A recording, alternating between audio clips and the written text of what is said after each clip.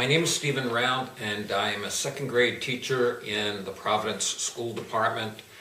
I came to the meeting 2 nights ago, and I wished to read this letter of resignation to you, but I was not given the opportunity, so I'd like to read it to you now. It's addressed to the Human Resources Department, Providence Public Schools. To Paula Shannon, Susan Lucy, Carolina Creel, the Providence School Board, and the parents of my students. Below you will find, word for word, my personal philosophy of education, which was part of my application for a teaching position in the Providence Public School System in 1999. I believe that my goal as an educator should be the creation of lifelong learners. If I am going to meet that goal, I must provide children with an educational experience that is both rewarding and enjoyable.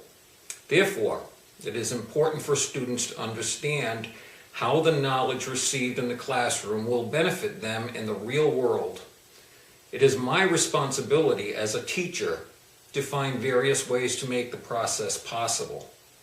To do this, I must be creative and open-minded enough to try new methods and approaches, but perceptive enough to embrace only those methods and approaches that prove to achieve that end. I was hired for a second grade position by Principal Nancy Owen at what was then the Charles N. Fort's Magnet Academy, and it was a great fit for several years. Unfortunately, in the attempt to conform and abide by the misguided notions of educrats, the school system in which I had so much pride drastically changed. Rather than creating lifelong learners, our new goal is to create good test takers. Rather than being the recipients of a rewarding and enjoyable educational experience, our students are now relegated to experiencing a confining and demeaning education.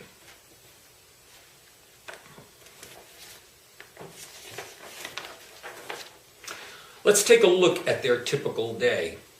Breakfast is no longer served in the cafeteria, where children used to have time to talk and socialize. Now it is piled on a table in the classroom and consumed during the first moments of class, supposedly while they are working. Lunch isn't much better. By that time, the children are so starved for social contact and a chance to talk that the cafeteria quickly becomes unbearably loud for students and supervising faculty alike. The alternative, the dreaded silent lunch, is often the only answer. So now there's recess, which lasts all of 20 minutes when the weather permits. This should be time for all students to run around and work off their pent-up energy. But unfortunately, since recess is the only enjoyable part of the day for these students, teachers have been forced to use it as a bargaining chip in the classroom. Students either do their work, behave, and keep quiet during class time, or they lose recess. And more often than not, the kids who need the recess time the most lose it because of poor behavior in the classroom. So then it's time to line up quietly, form a straight line, and proceed back to the classroom for another session of learning.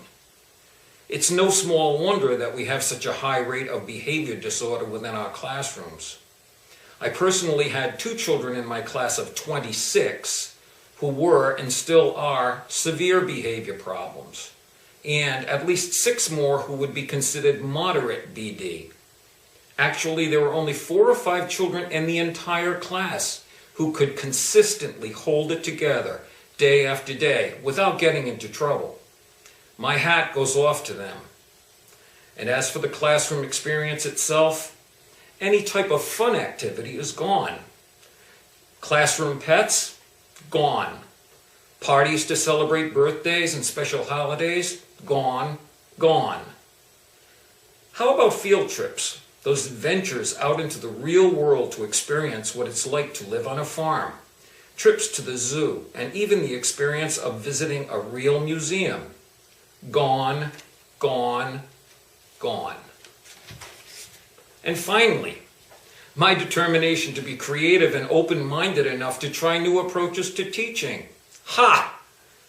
The powers that be say that if it isn't in the accepted curriculum and done at the appropriate time, it can't be used.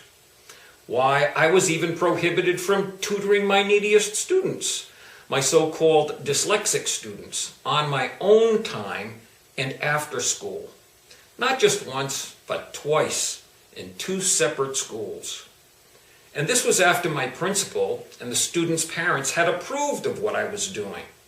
These parents were happy that their children were finally reading.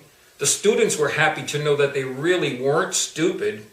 And I had the satisfaction of knowing that I was truly having a positive effect on children's lives. But Chief Academic Officer Shannon would rather see these 9 children fail than do something not specifically prescribed in this one-size-fits-all curriculum. When asked for a meeting, she literally would not give me, the students, or their parents the time of day. So, gone, gone, gone. I've had it. I quit. I would rather leave my secure $70,000 job with benefits and tutor in Connecticut for free than be part of a system that is diametrically opposed to everything I believe education should be. Thank you for listening.